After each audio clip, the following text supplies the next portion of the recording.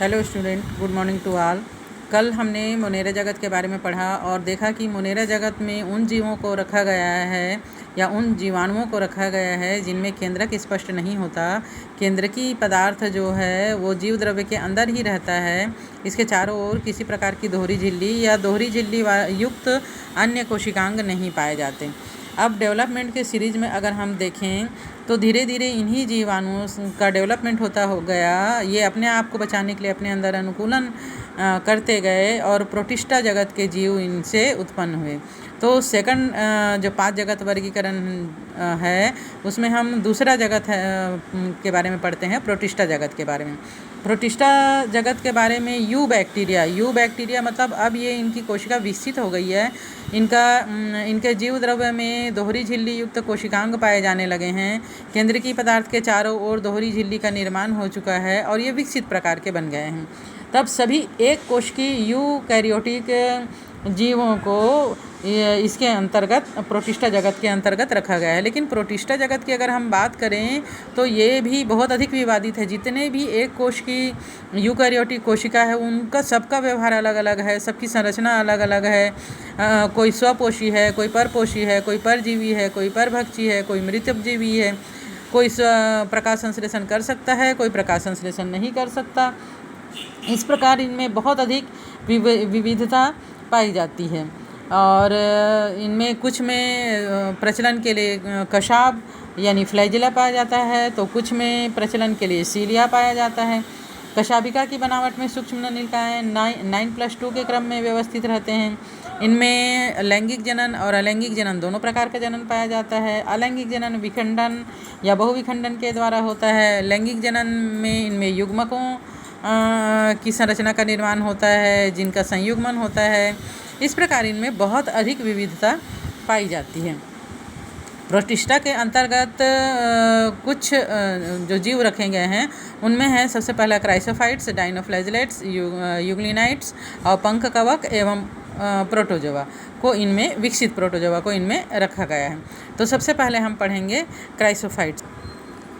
सबसे पहला इसमें हम क्राइसोफाइट्स के बारे में पढ़ रहे हैं। इस समूह के अंतर्गत डायटम्स और सुनहरे शैवाल यानी डेस्मिड को रखा गया है। ये ज़्यादातर स्वच्छ जल में पाए जाते हैं, जैसे नदी, तालाब, झील, कुएं इत्यादि के जल में पाए जाते हैं और लवणीय समुद्री पर्यावरण दोनों में पाए जाते हैं।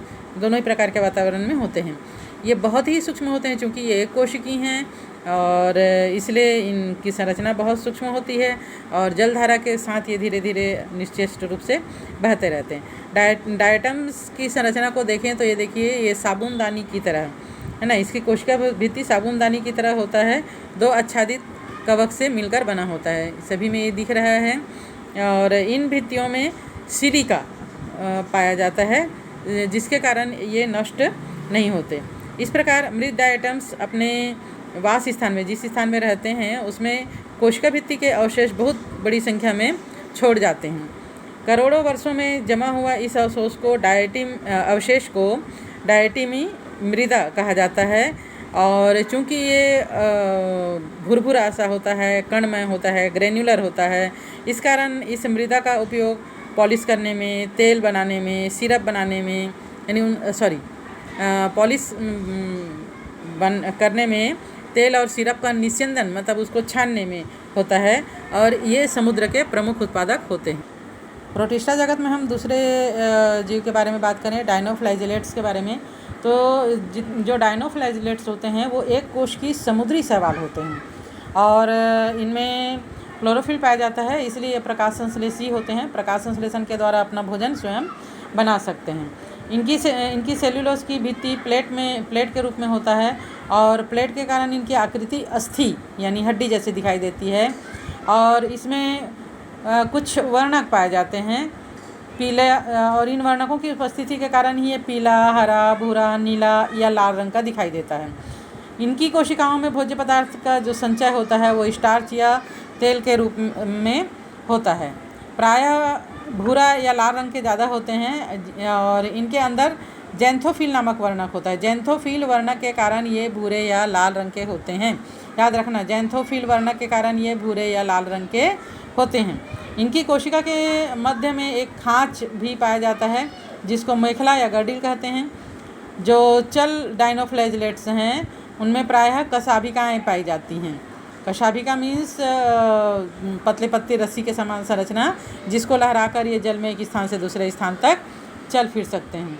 एक कशाभिक शरीर के लंबवत, जिसे सर्कस कहते हैं, और दूसरी कशाभिक भित्ति के खाँच में होता है, जिसे एन्युलस कहते हैं। बहुत सारे डाइनोफ्लैजिलेट्स जैव संदीप्ति प्रदर्शित करते हैं। जैव संदीप्ति मतलब रात में ये चमकते हैं। इसीलिए रात के समय समुद्र में जब ये विशाल संख्या में होते हैं और चमकते रहते हैं तो समुद्र की सतह जलता हुआ अंगारे की तरह दिखाई देता है। एक्चुअल में समुद्र की सतह नहीं जलते रहती है, इनसे लाइट निकलते रहता है, जिसके कारण ये ऐसा दिखाई देता है। इसी कारण इनको अग्नि शैवाल यानी फायर एल्गी भी कहा जाता है। समुद्र के बड़े भाग पर इनकी संख्या अचानक से बढ़ जाती है और इस प्रकार अचानक जनसंख्या को बढ़ना जनसंख्या विस्फोट कहलाता है, जिससे पूरे समुद्र का पानी जो है वो लाल रंग का हो जाता है, यानी लाल तरंगे, रेड टाइड दिखने लगता है। कुछ लाल तरंग डाइनोफ्लैजिलेट्स एक शक्तिशाली टॉक्सिन्स यानी विष जहर उत्पन्न करते हैं और इस जहर के कारण उस स्थान के जो मछली है या अन्य समुद्र जीव है वो सब मर जाते हैं। तो इस प्रकार इसका एग्जाम्पल है गोनिया लैक्स। नेक्स्ट है यूग्लिनाइड। इनमें यूग्लिनाइड के अंतर्गत हम एग्जाम्पल यूग्लिना को ले सकते हैं। यूग्लिनाइड या यूग्लिनाब एक कोशिकीय मुक्तजीवी जीव होते हैं। ये तालाब में, गड्ढों के ताज़ा पानी में, गीली मिट्टी में पाए जाते हैं और इसमें कोशिका भित्ति का अभाव होता है। कोशिका भित्ति की जगह एक प्रोटीन युक्त पदार्थ पर पेलिकल इसके चारों ओर पाया जाता है। इसमें दो कशाब होते हैं, एक छोटा कशाब होता है और दूसरा एक लंबा कशाब होता है। इसी को पानी में स्ट्रोक डाल के ये पानी में आगे की ओर बढ़ता है। इस कशाब के पास ही यहाँ पर हम देख रहे हैं एक दृक बिंदु होता है जो कि प्रकाश के प्रति संवेदी होता है। जिस तरफ प्रकाश होता है उस तरफ ये बढ़ जाता है और अगर प्रकाश की उपस्थिति है तो इसमें प्रकाश संश्लेषण को करने के लिए वर्णक पाए जाते हैं। Chlorophyll A, chlorophyll B, xanthophyll नामक वर्णक पाए जाते हैं जो प्रकाश की उपस्थिति में प्रकाश संश्लेषण के द्वारा अपना भोजन स्वयं बना सकते हैं। लेकिन जब प्रकाश नहीं होता है, इनको प्रकाश नहीं मिलता है, तब ये परभक्षी की तरह भी कार्य करते हैं और ये सूक्ष्म जीवों का भक्षण करके अपना पोषण प्राप्त कर लेते हैं। नेक्स्ट है अवपंक कवक। अवपंक कवक मृतपोषी प्रोटिस्टा होते हैं। मृतपोषी मतलब मृत सड़े गले पदार्थों पर, ये जीवों पर अपना जीवन यापन करते हैं। ये सड़ती हुई टहनियों और पत्तों के साथ गति करते हुए जैविक पदार्थों का भक्षण करते हैं। अनुकूल परिस्थिति में ये समूह में प्लाज्मोडियम बनाते हैं जो कई फीट तक की लंबाई तक का हो सकता है। पर प्रतिकूल परिस्थितियों में ये बिखर कर सिरों पर बीजाणुयुक्त फलनकाय बना लेते हैं। इन बीजाणुओं का परिक्षेपण वायु के साथ होता है। परिक्षेपण मीन्स बिखरना। नेक्स्ट इसमें है प्रोटोजोआ। प्रोटोजोआ एक कोश की सूक्ष्म जीव होते हैं और ये सभी प्रोटोजोआ जो है वो परपोषी होते हैं। परभक्षी या परजीवी के रूप में अपना जीवन व्यतीत करते हैं। इनमें स्वपोषण की क्षमता नहीं होती। अधिकांश प्रोटोजोआ में कोशिका भित्ति नहीं होती है, इसलिए भोजन का ग्रहण ये होलोजोइक प्रक्रिया के द्वारा संपन्न किया जाता है। होलोजोइक प्रक्रिया का मतलब, यहाँ पर देखो हम पैरामीशियम की संरचना को देख रहे हैं, इसके बारे में अभी पढ़ेंगे। अमीबा की संरचना आप लोग जानते होंगे। इस प्रकार ये अमीबा का कोई आकार नहीं होता है। इनको जब भोजन मिलता है तो जैसे मान लीजिए ये भोजन है, यहाँ पर एक गड्ढा बन जाता है, होल बन जाता है, भोजन को इसमें कैप्चर कर लिया जाता है और ये कोशिका भित्ति इस प्रकार कवर कर लेती है और भोजन को कोशिका के अंदर ले लिया जाता है। इस प्रकार का जो पोषण होता है वो होलोजोइक पोषण कहलाता है। तो इस प्रकार इनमें पोषण जो है वो होलोजोइक प्रक्रिया के द्वारा संपन्न किया जाता है। इनमें बहुकोशिकीय जीवाणु बनने की संरचना भी नहीं, बीजाणु बनने की संरचना नहीं होती है। प्रोटोजोआ को मुख्य 4 समूहों में बांटा गया है। अमीबी प्रोटोजोवन में हमने देखा अमीबा जो है वो स्वच्छ जल, समुद्री जल, नम मृदा सभी जगह में पाए जाते हैं और कुछ अमीबा जो है वो जीवों के शरीर के अंदर भी पाए जाते हैं। ये अपने कूटपात की सहायता से प्रचलन करते हैं।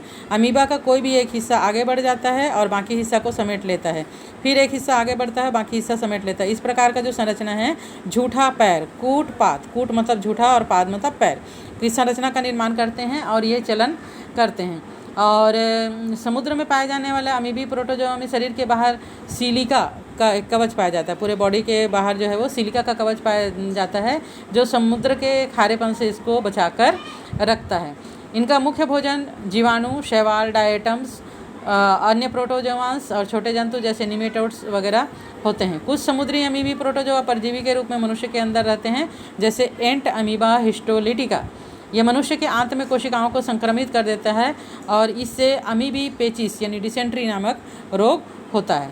दूसरा है कशाभी प्रोटोजोआ। कशाभी प्रोटोजोआ में इस समूह के सदस्य स्वतंत्र और परजीवी होते हैं। इनके शरीर पर कशाभ यानी फ्लैजिला होता है, जैसे यहाँ पर देख रहे हैं हम, छोटे छोटे फ्लैजिला, इस प्रकार छोटा छोटा फ्लैजिला होता है, जिससे ये चलन कर सकते हैं। ये द्विखंडन या द्विगुणित होते हैं।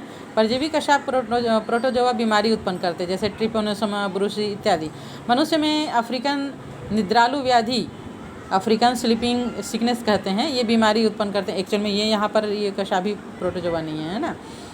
और लेशमेनिया है ना, ये यकृत का रोग उत्पन्न करते हैं। ट्रिपेनोसोमा से या सीसी मक्खी द्वारा संचालित होता है। थर्ड आता है पक्षमाभी यानी सिलिएटेड, पक्षमाभी यानी सिलिएटेड प्रोटोजोआ। सिलिएटेड प्रोटोजोआ का एग्जाम्पल यहाँ पर हम देख रहे हैं, ये पैरामीशियम है। पैरामीशियम के पूरे शरीर में छोटे छोटे रेशे के समान, रोए के समान या बाल के समान संरचना होती है, जो कि सीलिया कहलाती है। ये जल में अत्यधिक सक्रिय परभक्षी होते हैं और शरीर पर हजारों सीलिया इनके पाए जाते हैं, जो सक्रिय गति करने में इनको सहायता प्रदान करते हैं। इसमें एक गुहा, यहाँ पर हम ये देख रहे हैं, गुहा यानी ग्रसिका होती है, जो कोशिका के सतह पर बाहर की ओर खुलती है। पक्षमाभ की लयबद्ध गति के कारण ये जल से पूरित भोजन गलेट की तरह इसके अंदर भेज दिया जाता है। पैरामीशियम पक्षमाभी प्रोटोजोआ का एक सामान्य उदाहरण है। पक्षमाभी प्रोटोजोआ में दो प्रकार के केंद्रक पाए जाते हैं, micro nucleus and macro nucleus. इस प्रकार ये स्थिर जल और मंद जल में गति करते हुए सड़े कार्बनिक पदार्थ जो उपस्थित होते हैं उनका भक्षण करते हैं। और इनके जो रिक्तिका इसमें शरीर में होते हैं, खाद्य रिक्तिका होता है, यहाँ पर हम देख रहे हैं इस प्रकार। तो उसमें भोजन का पाचन होता है। संकुचन रिक्तिका संतुलन को बनाए रखता है। इसमें ट्राइकोसिस्ट रक्षक अंगक के रूप में पाया जाता है।